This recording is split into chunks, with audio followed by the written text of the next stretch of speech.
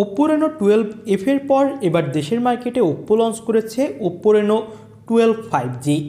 আর আজকের ভিডিওতে কথা বলবো এই ফোনটা নিয়ে আপনাদের সাথে বিস্তারিত।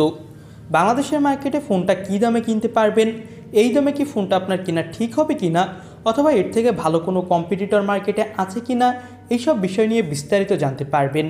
তো মিড বাজার সেগমেন্টে যদি আপনি এই ফোনটা কেনার চিন্তাভাবনা করে থাকেন তাহলে আপনাকে বলবো অবশ্যই এর আগে আমাদের ভিডিওটা সম্পূর্ণ দেখুন। চলুন ভিডিও শুরু করি। শুরুটা করব ফোনটার লুক এবং ডিজাইন দিয়ে। ফোনটার ডিজাইন বেশ ভালো দেখতে এবং এখানে কয়েকটা কালারের কম্বিনেশন রাখা হয়েছে ব্যাক প্যানেলে, এবং ব্যাক প্যানেলে যে একটা টেক্সচার দেওয়া হয়েছে সেটাও দেখতে ভালো লাগছে। ব্যাক সাইডে পেয়ে যাবেন গ্লাস এবং এই ফোনটাতে কিন্তু ব্যবহার করা হয়েছে প্লাস্টিক ফ্রেম। তবে এই ফোনটার ব্যাক প্যানেল কার্ভ হওয়ার ফলে হাতে নিলে ভালো একটা হ্যান্ডস অন ফিল পাওয়া যাবে, এবং তিনটা আলাদা আলাদা কালারে এই ফোনটা আপনি মার্কেটে অ্যাভেলেবেল দেখতে পাবেন। তো ওভারঅল যদি বলি তাহলে ফোনটার লুক ডিজাইন আমার কাছে এক কথা টপ ক্লাস মনে হয়েছে, এবং এই ফোনটা IP65 সাপোর্টেড। এই ফোনটার ডিসপ্লে হলো 6.7 ইঞ্চি মাপের, যেটা ফুল HD প্লাস অ্যামোলেড প্যানেল, এবং এটা মিডল পাঁচল কাটিং একটা ডিসপ্লে, এবং এর রিফ্রেশ রেট দেওয়া হয়েছে 120 হার্টজ, আর এটা HDR10+ সাপোর্টেড ডিসপ্লে। এর পিক ব্রাইটনেস দেওয়া হয়েছে 1200 নিটস। তো ব্রাইটনেস নিয়ে আপনি যদি একদম সানলাইটে যান অথবা হেভি লাইটের মধ্যে যান তাহলে কিছুটা হলেও সমস্যায় পড়তে পারেন।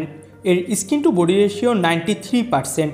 তো বুঝতেই পারছেন ডিসপ্লের চিন বেজেলস একদমই কম।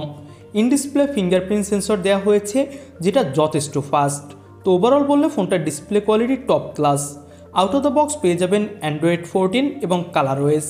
3 বছর পর্যন্ত আপডেট পেয়ে যাবেন এই ফোনটাতে রেগুলার, এবং ফোনটাতে পারফরমেন্সের জন্য ব্যবহার করা হয়েছে মিডিয়াটেকের Dimensity 7300 এনার্জি চিপস। এখানে আপনি PUBG, free fire, call of duty, অ্যাসপল 9 এইসব ধরনের গেমগুলো খুবই ইজিলি রান করাতে পারবেন। এবং ফোনটাতে LPDDR 5 RAM এবং UFS 3.1 স্টোরেজ ব্যবহার করা হয়েছে, যেটা ফোনটাকে আরও বেশি ফাস্ট করেছে। আর এই ফোনটাতে আপনি পেয়ে যাবেন 5000 mAh এর ব্যাটারি আর 80 ওয়াটের ফাস্ট চার্জার, যেটা দিয়ে খুবই দ্রুত এই ফোনটা চার্জ করা যাবে। 46 মিনিটের মধ্যে 100% হয়ে যাবে।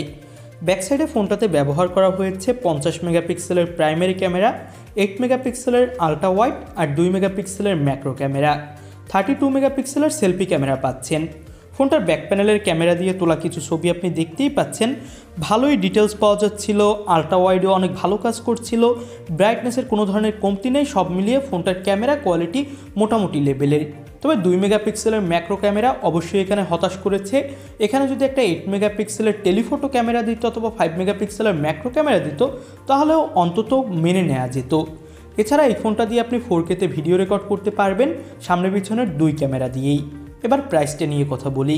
ফোনটার 12256GB এই ফোনটা 59,999 টাকায় লঞ্চ করা হয়েছে। তো এই দামে কোনোভাবেই আমার কাছে এই ফোনটা ভালো লাগেনি, অনেক বেশি দাম মনে হয়েছে। এর থেকে কম দামে আপনি আনঅফিসিয়ালভাবে তো অনেক ভালো ফোন পাচ্ছেনই, পাশাপাশি অফিসিয়ালভাবেও ভালো ফোন পেয়ে যাবেন। তো আপনাদের কাছে এই ফোনটা কেমন কী লাগলো সেটা অবশ্যই আমাদের কমেন্ট বক্সে জানাতে পারেন। নতুন কোনো ভিডিওতে আপনাদের সাথে কথা হবে। আজকের মতো ভিডিও এখানেই শেষ করছি।